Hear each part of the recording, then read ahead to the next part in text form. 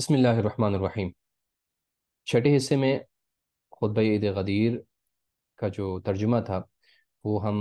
پڑھ رہے ہیں۔ یہ دوسری ویڈیو ہے، اگر پہلی ویڈیو نہیں دیکھی ہو پہلا حصہ دیکھنے کے لیے ڈسکرپشن میں لنک ملے گا آپ کو، وہاں پر آپ جائیں تاکہ پہلا حصہ سنیں، دوسرے حصے کو سمجھنے میں آپ کو آسانی ہوگی۔ دوسرے حصے میں فرماتے ہیں کہ ایھا الناس، اللہ، اس کے رسول اور اس نور پر ایمان لاؤ جو اس کے ساتھ نازل کیا گیا ہے، قبل اس کے کہ خدا کچھ چہروں کو بگاڑ کر انہیں پش کی طرف پھیر دے یا ان پر اصحاب صف کی طرف لعنت کرے۔ یعنی ان پر ایمان لاؤ قبل اس کے کہ تمہارے ساتھ یہ سارا ہو جائے، یعنی رسول اللہ انہیں ڈرا رہے ہیں۔ خدا کی قسم، اس آیت سے میرے اصحاب کی ایک قوم کا قصد کیا گیا ہے جن کے نام و نسب سے میں آشنا ہوں۔ رسول اللہ فرما رہے ہیں کہ ان کے نام و نسب سے میں آشنا ہوں، لیکن مجھے ان سے پردہ پوشی کرنے کا حکم دیا گیا ہے۔ بس ہر انسان اپنے دل میں حضرت علی علیہ السلام کی محبت یا بغض کے مطابق عمل کرتا ہے۔ ایھا الناس، نور کی پہلی منزل میں ہوں، میرے بعد علی اور ان کے بعد ان کی نسل ہے، اور یہ سلسلہ اس مہدی قائم تک برقرار رہے گا جو اللہ کا حق اور ہمارا حق حاصل کرے گا، چونکہ اللہ نے ہم کو تمام مقصرین، معاندین، مخالفین، خائنین، عاصمین اور ظالمین کے مقابلے میں اپنی حجت قرار دیا ہے۔ ایھا الناس، میں تمہیں باخبر کر رہا ہوں کہ میں اللہ کا ایسا نمائندہ ہوں کہ مجھ سے پہلے بہت سے رسول گزر چکے ہیں، تو اگر میں مر جاؤں یا قتل ہو جاؤں تو کیا تم اپنے پرانے دین پر پلٹ جاؤ گے؟ تو یاد رکھو، جو پلٹ جائے گا وہ اللہ کا کوئی نقصان نہیں کر سکتا، اور اللہ شکر صبر کرنے والوں کو جزا دینے والا ہے۔ آگاہ ہو جاؤ کہ علی کے صبر و شکر کی تعریف کی گئی ہے، اور ان کے بعد میری اولاد کو صابر و شاکر قرار دیا گیا ہے جو ان کے صلب سے ہیں۔ ایھا الناس، مجھ پر اپنے اسلام کا احسان نہ رکھنا، بلکہ خدا پر بھی اپنے اسلام لانے کی منت نہ رکھنا، ورنہ وہ تمہارے اعمال کو نیست و نابود کر دے گا اور تم سے ناراض ہو جائے گا، اور تمہیں آگ اور پگھلے ہوئے تانبے کے عذاب میں مبتلا کر دے گا۔ تمہارا پروردگار مسلسل تم کو نگاہ میں رکھے ہوئے ہیں۔ اب یہاں پر کہہ رہے ہیں کہ آپ رسول اللہ صلی اللہ علیہ وسلم نے پہلے صحیح اس میں صفحے میں ملعونہ کی طرف اشارہ فرمایا ہے، صحیح ہے، ملعونہ کی طرف، یعنی جس پر لعنت، وہ عورت جس پر منافقین کے 5 بڑے افراد نے حج الوداع کے موقع پر کعبہ میں دستخط کیے تھے، جس کا خلاصہ یہ تھا کہ پیغمبر اکرم کے بعد خلافت ان کے اہل بیت تک نہیں پہنچنی چاہیے۔ اس سلسلے میں اس کتاب کے تیسرے حصے کے دوسرے جز کی طرف رجوع کریں گے۔ کرنے کا مطلب یہ کہ دوسرے جز کی طرف اگر آپ کرنا چاہتے ہیں تو پہلی جو ویڈیو ہیں، جو لنک ہم نے ڈسکرپشن میں دیے ہوئے، وہاں پر جائیں گے، آپ سنیں گے تو وہاں پر آپ کو پتہ چل جائے گا۔ ایھا الناس، یہ خطبے کا حصہ، ان قریب میرے بعد ایسے امام آئیں گے جو جہنم کی دعوت دیں گے، قیامت کے دن ان کا کوئی مددگار نہ ہوگا، اللہ اور میں دونوں ان لوگوں سے بیزار ہوں گے۔ صحیح ہے، ایسے امام آئیں گے جو دعوت دیں گے جہنم کی طرف میرے بعد۔ جہنم کی طرف دعوت دینے والے کون لوگ ہوں گے؟ یعنی شیطان اور اس کے پیروکار، یزید، صحیح ہے، اور جو اہل بیت علیہ السلام کے مقابلے میں آئے وہ سب کے سب وہ ائمۃ الکفر تھے، یعنی کفر کی طرف دعوت دینے والے امام۔ امام کا مطلب صرف پازیٹیو نہیں، نیگیٹو بھی ہوتا ہے، یعنی کفر کی طرف دعوت دینے والے شیطان اور اس کے پیروکار، اور اچھائی کی طرف لینے والے وہ رسول اللہ اور اس کے جو جانشین ہیں وہ ہیں ائمۃ الحق، حق کے ائمہ۔ ایھا الناس، یہ لوگ اور ان کے دوستدار و پیروکار سب جہنم کے پسترین درجے میں ہوں گے، اور یہ متکبر لوگوں کا بدترین ٹھکانہ ہے۔ آگاہ ہو جاؤ کہ یہ لوگ اصحاب صحیفہ ہے، لہذا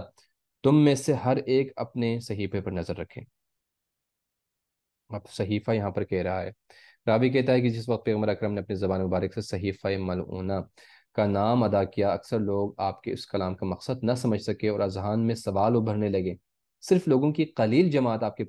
کے اس کلام کا مقصد سمجھ پائی تھی، یعنی صحیح، یہ جو صحیفہ ملعونہ کا نام جو لیا تھا۔ ایھا الناس، آگاہ ہو جاؤ کہ میں خلافت کو امامت اور وراثت کے طور پر قیامت تک کے لیے اپنی اولاد میں امانت قرار دے کر جا رہا ہوں۔ صحیح ہے، خلافت کو امامت اور وراثت کے طور پر،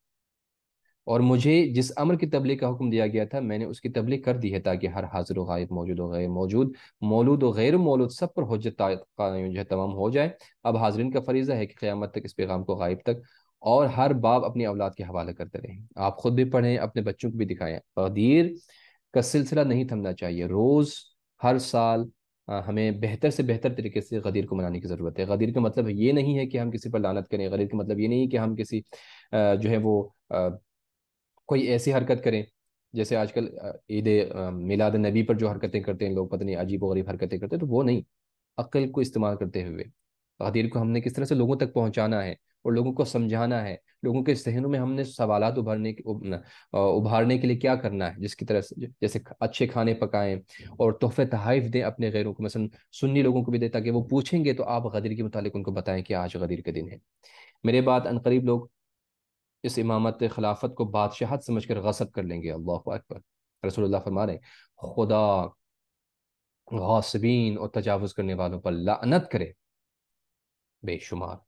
یہ وہ وقت ہوگا جب اے جن و انس تم پر عذاب آئے گا، آگ اور پگھلے ہوئے تانبے کے شعلے برسائے جائیں گے، جب کوئی کسی کی مدد کرنے والا نہ ہوگا۔ ایھا الناس، اللہ تم کو انہیں انہی حالات میں نہ چھوڑے گا جب تک خبیث اور طیب کو الگ الگ نہ کرے۔ ایھا الناس، کوئی قریہ ایسا نہیں ہے مگر یہ کہ اللہ قیامت سے پہلے اس میں رہنے والوں کو آیات الہی کی تکذیب کی بنا پر ہلاک کر دے گا، اور اس سے حضرت مہدی کی حکومت کے زیر سلطہ لے کر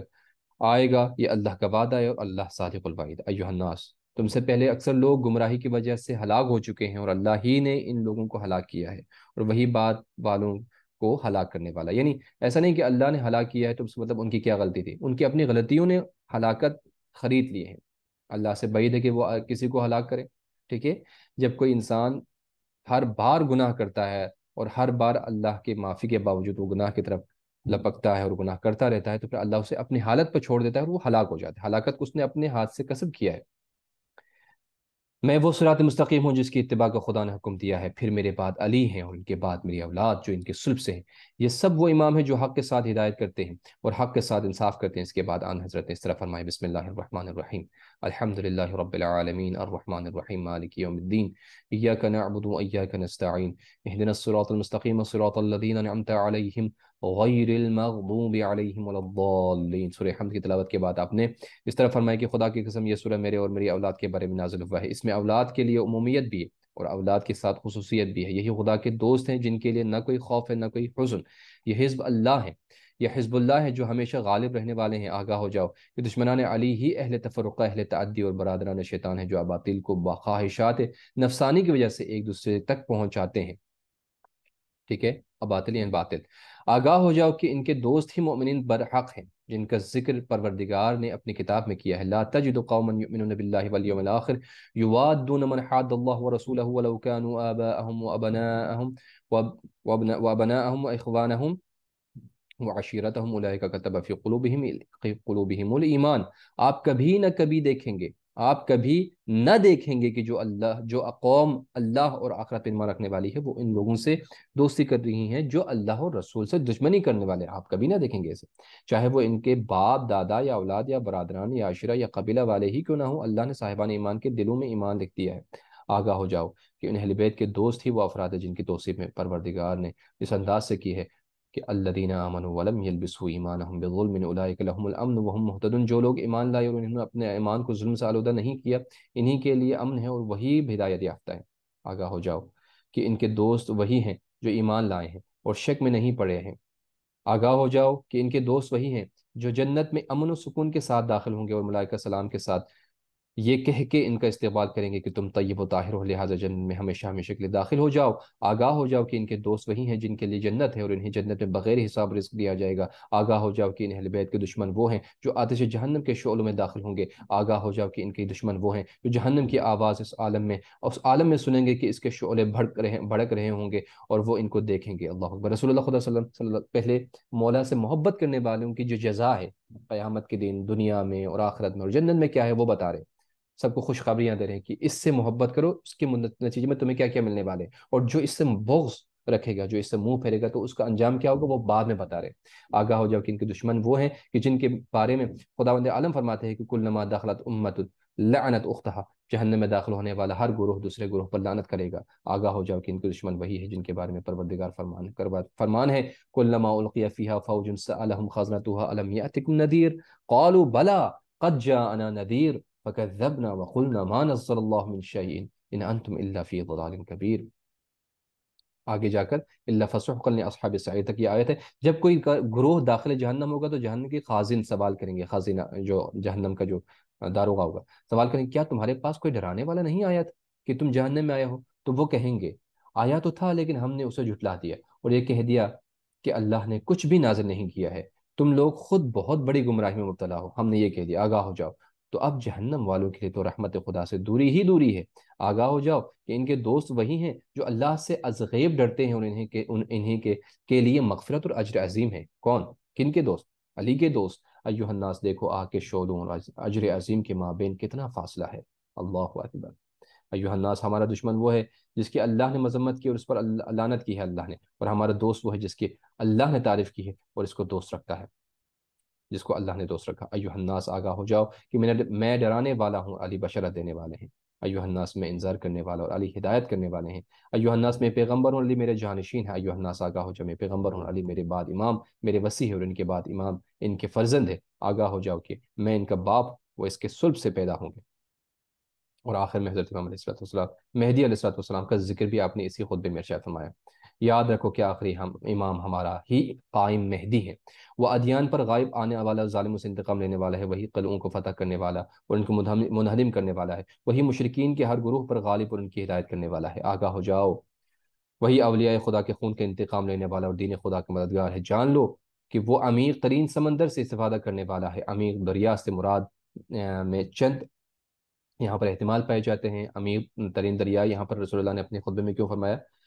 تو اس سے مراد من جملہ دریائے علم الہی مراد ہو سکتی ہے، یا دریائے قدرت الہی، یا اس سے مراد قدرتوں کا وہ مجموعہ ہے جو خداوند عالم نے امام مہدی کو مختلف جہتوں سے عطا فرمایا، یعنی جتنے بھی انبیاء ہوں گے ان کی جو حسرتیں تھیں وہ پورا کریں گے، اور جتنے بھی ائمہ علیہ السلام جو دنیا سے حسرت لے کر گئے ہیں کہ وہ مطلب حکومت کرنے کا جو ان کا حق تھا، یا جو کچھ اللہ کے پیغامات لوگوں تک پہنچانے چاہتے تھے اور لوگوں کو دین کی طرف بلانا چاہتے تھے، وہ نہ کر سکے اور لوگ جو ہے وہ گمراہی میں رہ گئے اور وہ کم وقت میں دنیا سے چلے گئے، تو ان تمام چیزوں کو پورا کرنے والا کون؟ امام مہدی علیہ السلام، وہی ہر صاحب فضل پر ان کے فضل اور ہر جاہل پر اس کی جہالت کا نشانہ لگانے والا ہے، آگاہ ہو جاؤ کہ وہی اللہ کا منتخب اور پسندیدہ ہے، وہی ہر علم کا وارث اور ہاتھ رکھنے والا ہے، آگاہ ہو جاؤ وہی پروردگار کی طرف سے خبر دینے والا اور آیات الہی کو بلند کرنے والا ہے، وہی رشید اور صراط مستقیم پر چلنے والا ہے، اسی کو اللہ نے اپنا قانون سپر کر دیا ہے، اسی کی بشارت دور سابق میں دی گئی ہے، وہی حجت باقی ہے، اس کے بعد کوئی حجت نہیں ہے، ہر حق اس کے ساتھ ہے، ہر نور اس کے پاس ہے، اس پر کوئی غالب آنے والا نہیں ہے، وہ زمین پر خدا کا حاکم، مخلوقات میں اس کی طرف سے حکم اور خفیہ اور علانیہ ہر مسئلے میں اس کا امین ہے۔ اس کے بعد مسئلہ غیبت کی طرف آپ اشارہ فرماتے ہیں اپنے اگلے والے جو ہے حصے میں، معاشر الناس ایھا الناس، میں نے سب بیان کر دیا اور سمجھا دیا، اب میرے بعد یہ علی تمہیں سمجھائیں گے، آگاہ ہو جاؤ کہ میں تمہیں خطبہ کے اختتام پر اس بات کی دعوت دیتا ہوں کہ پہلے میرے ہاتھ پر ان کی بیعت کا اقرار کرو، اس کے بعد ان کے ہاتھ پر بیعت کرو، اللہ اکبر، کتنا بڑا اہتمام کیا، اس کے بعد بھی رسول اللہ صلی اللہ علیہ وسلم کی باتوں کو لوگوں نے دنوں کے حساب سے بلا دیا، ختم کر دیا، کہا کہ ہمیں یاد نہیں ہے، جب زہرا سلام اللہ علیہ گئی تھی ایک ایک کے دروازے پر، میں نے اللہ کے ساتھ بیعت کی ہے، میں نے اللہ کے ساتھ بیعت کی ہے اور علی نے میری بیعت کی ہے، اور میں خداوند عالم کی جانب سے تم سے علی کی بیعت لے رہا ہوں، خداوند عالم فرماتا ہے کہ ان الذين يبايعونك انما يبايعون الله يد الله فوق ايديهم فمن نكث فانما ينكث على نفسه ومن اوفى بما عاهد علیہ اللہ فسیؤتیہ اجرا عظیما، بے شک جو لوگ آپ کی بیعت کرتے ہیں در حقیقت اللہ کی بیعت کرتے ہیں وہ، اور ان کے ہاتھوں کے اوپر اللہ ہی کا ہاتھ ہے، اب اس کے بعد جو بیعت کو توڑ دیتا ہے وہ اپنے ہی خلاف اقدام کرتا ہے، جو عہد الہی کو پورا کرتا ہے خدا اسی کو اجر عظیم عطا کرے گا۔ اس کے بعد حلال و حرام اور واجبات محرمات کا بیان کیا آپ نے اسی خطبے میں، جلسہ دینے والے گرمی میں اور لوگ رسول اللہ صلی اللہ علیہ وسلم کی خطبہ سماعت کر رہے ہیں، ایھا الناس، یہ حج اور عمرہ اور یہ صفا و مروہ سب شعائر اللہ اور اس کی نشانیاں ہیں، خداوند عالم فرماتے ہیں فمن حج البیت او اعتمر فلا جناح علیہ ان یطوف بہما، لہذا جو شخص حج یا عمرہ کرے اس کے لیے کوئی حرج نہیں ہے کہ وہ ان دونوں پہاڑیوں کا چکر لگایا، ایھا الناس، خانہ خدا کا حج کرو، جو لوگ یہاں آ جاتے ہیں وہ مالدار و بے نیاز ہو جاتے ہیں، خوش ہوتے ہیں اور اس سے جدا نہ ہونا، ورنہ کٹ کر رہ جاؤ گے اور فقیر و محتاج ہوگے، ایھا الناس، کوئی مومن کسی موقف یعنی عرفات مشعر منی میں وقوف ہے نہیں کرتا مگر یہ کہ خدا اس وقت تک کے گناہ معاف کر دیتا ہے، لہٰذا حج کے بعد اسے اثر نو نیک اعمال کا سلسلہ شروع کرنا چاہیے، ٹھیک ہے، اگر کوئی نہیں کرتا تو ایھا الناس، حجاج کی مدد کی جاتی ہے اور ان کے اخراجات کا اس کی طرف سے معاوضہ دیا جاتا ہے، اور اللہ محسنین کے اجر کو ضائع نہیں کرتا، یعنی حج کرنے والوں کی صفت بیان کر رہے ہیں، ایھا الناس، پورے دین اور معرفت احکام کے ساتھ حج بیت اللہ کرو، اور جب وہ مقدس مقامات سے واپس ہو تو مکمل توبہ و ترک گناہ کے ساتھ، ایسا نہ ہو کہ مطلب لوگ جاتے ہیں اور اسی طرح سے واپس آ جاتے ہیں، صحیح ہے، لوگوں کے قرض گردن پر ہوتے ہیں، قرض نہیں دیتے، وہاں پر حج پر پہنچ جاتے ہیں، ایھا الناس، نماز قائم کرو، زکوٰۃ ادا کرو جس طرح اللہ نے تمہیں حکم دیا ہے، اگر وقت زیادہ گزر گیا ہے، تم نے کوتاہی و نسیان سے اگر کام لیا ہے تو علی تمہارے ولی ہیں اور تمہارے لیے بیان کرنے والے ہیں، علی سے پوچھو کیا ہوگا، جن کو اللہ نے میرے بعد اپنے مخلوق پر امین بنایا ہے اور میرا جانشین بنایا ہے، وہ مجھ سے ہیں اور میں اس سے ہوں، وہ اور جو میری نسل سے ہیں وہ تمہارے ہر سوال کے جواب دیں گے، جو کچھ تم نہیں جانتے وہ سب بیان کر دیں گے۔ آگاہ ہو جاؤ کہ حلال و حرام اتنے زیادہ ہیں کہ سب کا احصاء و بیان ممکن نہیں ہے۔ مجھے اس مقام پر تمام حلال و حرام کے عمل نہیں کرنے اور تم سے بیعت لینے کو ہم دیا گیا ہے اس مقام پر، اور تم سے عہد لے لوں کہ جو پیغام علی اور ان کے بعد کے ائمہ کے بارے میں خدا کی طرف سے لایا ہوں تم ان سب کا اقرار کر لو کہ یہ سب میری نسل اور اس علی سے ہیں، اور امامت صرف انہی کے ذریعے قائم ہوگی، اور ان کا آخری مہدی ہے جو قیامت تک حق کے ساتھ فیصلہ کرتا رہے گا۔ ایھا الناس، میں نے جس حلال کی تمہارے لیے رہنمائی کی ہے اور جس حرام سے تو روکا ہے، کسی سے کسی سے نہ رجوع کیا ہے اور نہ ان میں کوئی تبدیلی کی ہے، لہٰذا تم اسے یاد رکھو اور محفوظ کر لو۔ ایک میں پھر اپنے لفظوں کی طرح قرار کرتا ہوں، نماز قائم کرو، زکوٰۃ ادا کرو، نیکیوں کو حکم دو، برائیوں سے روک دو،